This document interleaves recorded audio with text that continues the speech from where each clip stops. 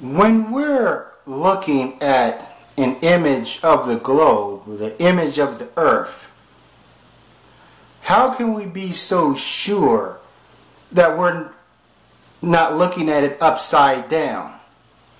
How can it be such a definitive notion that, the earth, we're looking at the earth right side up?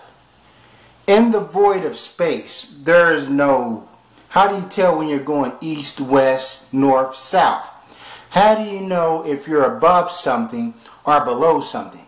So hence, how do we know that we're looking at the earth the right way? How, you see what I'm saying? We could be looking at it upside down. Or there could not be, or there may not be a definitive way to look at the globe. You know what I'm saying? Especially from space. Not a YouTuber, just like making videos. And we're going to talk about time. This concept of time. What is time? What is time? That's the question Zachariah Stinson posed in his book, When Time Began, Book 5 of the Earth Chronicles. And a philosopher once said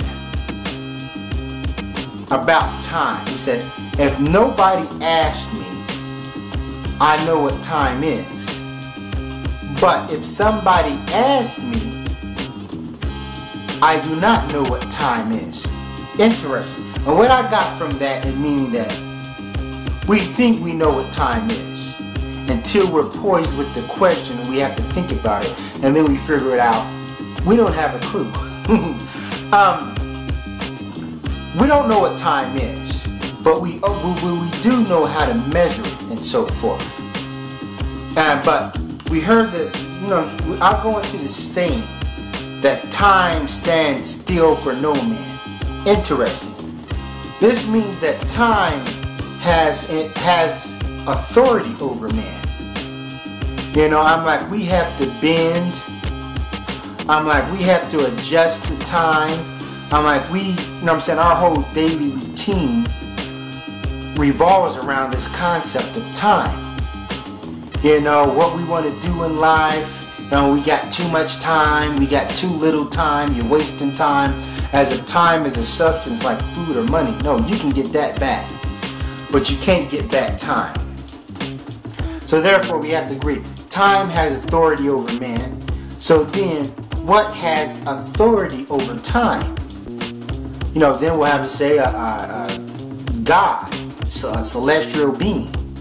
But let's go to more just scientific route and say that Earth's movement in our solar system has authority over time, because that is how time is measured.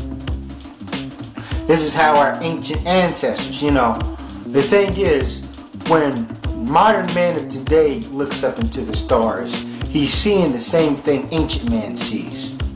Well, unless we see a jet go by, and I can understand the concept of light pollution. If you live in the city, you're not going to see the same starry sky that you live out there in the country. But you see what I'm getting at. So if our Earth comes to an abrupt stop, if it stops rotating on its axis, stops revolving around the sun, if our moon stops, if everything stops, comes to a halt, of course there's going to be a lot of natural disasters that's going to occur after that. But technically, time would cease to exist. You see what I mean? So therefore, if man was to die off, time would still go on. Of course there won't be any, we couldn't rotate around, there'll be no one to measure it. But then again, animals also, respect time. Recognize time as its authority in its own way. You see what I mean? But, time exists because of our position in the solar system. Us retaining on our axis, revolving around our sun. This is how our ancient ancestors defined it. You know what I mean? You know, we talk about the Egyptians, Copernicus and the boys. You know, we give them credit, you know, of creating, you know what I'm saying, calendars and so forth. But it goes beyond them to the ancient Egyptians, you know what I'm saying, or Kemet. And, you know, and the Egyptians were black. Or they weren't black, but by our definition of what black is, yeah. Now people say, oh, they're Arabic or they're Persian. No. It's already been documented that the Persians or the Arabs conquered Egypt in the 8th century. So, if the Persians conquered Egypt in the 8th century, the people that already been there couldn't have been Persian. You know, and a lot of people, they get it all misconstrued because, you know, the Egyptians interacted with the Greeks, you know what I mean? They procreated with them and so forth. Cleopatra was mixed and, you know, things of this nature. But before the Greeks, you had the Sumerians.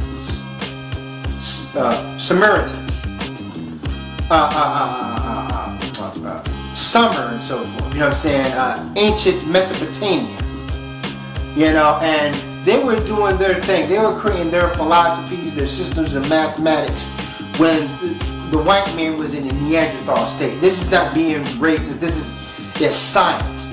And so there's no way the white man can interject themselves, you know, with Mesopotamia, an area that occupied what is now considered southern Iraq. You know, and at that time, you know what I'm saying, it was just, you know, blacks. You know what I'm saying, blacks occupied it all these areas and so forth. Iraq, Iran, you know what I'm saying, what we consider Israel now. You know, the Persians, the Arabs are technically Caucasians. You know what I'm saying, Caucasians was living in the mountains at the time. Thing is with the Persians, they came down off the mountains before, you know, the Anglo-Saxons did, you know, and got their tan, you know. So yeah, but the Sumerians, they worship celestial gods called the Anunnaki. I hope I'm saying, it's been a while since I was on this type of knowledge. The Anunnaki that came from the planet Nibiru. Now, whether you believe these beings existed or not, but just look at their names. Look at the names here. The planet Nibiru, Anunnaki. What's that sound like? That sounds African. That sounds straight African. It sounds Swahili. These names, dude. You know what I mean? So there's no way the Greeks can come and try to mess with that, or the Persians can try to mess with that, because they were doing these things before they wasn't even in the equation. They wasn't even considered a factor. You know, they were Neanderthals living in the hills, if they existed at all at that time. You know. So, you know, the point I'm going to get at, you know what I mean, these were the early ancestors that was measuring the moon cycles, that was examining the sky, that broke our days down into hours and so forth. And it's funny that the Sumerians went by what they considered a six-gradational timetable or whatever. I'm saying it wrong. It's been a while since I've been on this knowledge. So everything in multiples of 60, of 6. So look at our time. You know what I mean? It's 60 seconds equals a minute. 60 minutes equals an hour and so forth. Our day is 24 hours. You know, 2 12s. You know what I'm saying? The AM and PM. You know, you see what I mean? And then 60, 6 times 60. You know, 360. 360 degrees. You know, complete circle, like the face of a clock. Or, you know, a circle like the earth. I understand that the earth technically isn't a perfect sphere. You know, on a level. But yeah, it's a circle. But, yeah, I'm like, this is interesting. And us in our modern days, we do things by hundreds. You know what I'm saying? Like it's always, you know what I'm saying, the measurements by 100. That 100 is the epoch. For instance, 100 centimeters equal a meter. You know what I mean? 100 meters equals that. You know, it's always 100. And 100 is a multiple by 5. You know, like, you know what I'm saying? 5 times 20 equals 100. You know, 10 times 10 equals 100. 5 times 2 equals 10, and so forth. And the thing is, we look at things by the multiple of 5. You know, we always say the top 5 countdown, the top 10 countdown, top 10 countdown, you know what I'm saying? 10, 9, 8, you know, and so forth. This is interesting. But when it comes to time, our time, even as a kid, I wondered, why does time stop at 60? Why doesn't time go into 100? Like everything else goes to 100. And you know, and I can understand that 60 is also a multiple of 5, but 100 is not a multiple by 6. You know, and I always thought that we look in terms of 5, you know, top 5, top 10. I'll be there in 5 minutes, I'll be there in 10 minutes. That's the standard quo because of our, we have 5 fingers. We have 10 fingers at all. And us, you know, subconsciously just looking at our 5 fingers, we just think in terms of 5. Everything in multiples of 5 and 10s. I'll be there in 5 minutes, I'll be there in 10 minutes. This is the standard quote. I know that I'm repeating myself, but why did the ancient Sumerians, why did they go to 6? Why is there, you know what I'm saying, are their charts and everything, their units of measurements going to 60? You know, stop at 60. You know what I'm saying? This is interesting. And I think about, there's 365 days in a year. 360 plus 5. Very interesting. I know you guys may say, hey, Pinhead, you're going crazy or whatever. No. So we agree that time is man's authority. Our solar system is time's authority. You know, and so forth.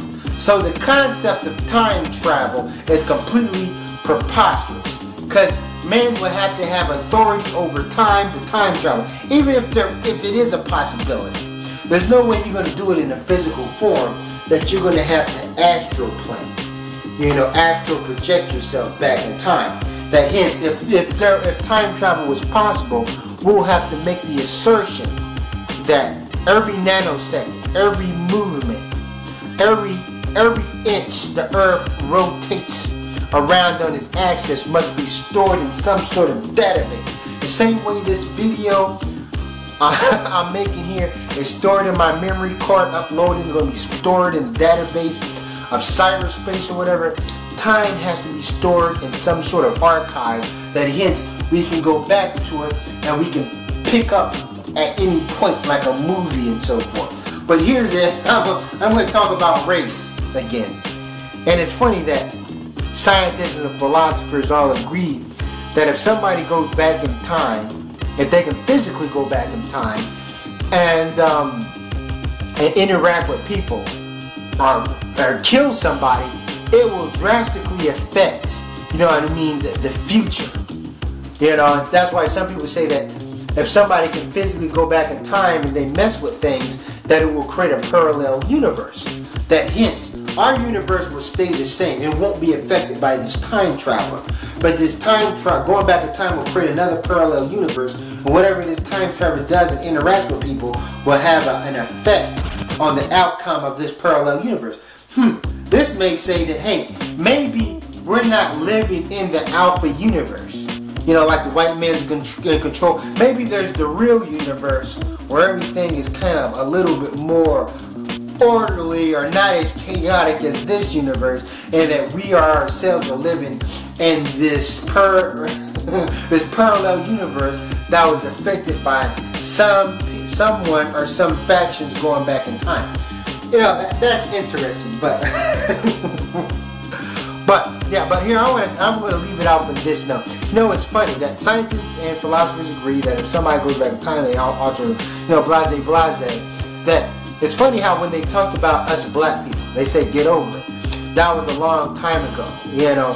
But we have to agree that what happens in a certain time period can affect the outcome. That what the Caucasians have done, you know, and you know what I'm saying, in this age of Pisces has affected the well-being of, you know what I'm saying, the so-called Black Commonwealth. Alright, thanks for watching and salute forth.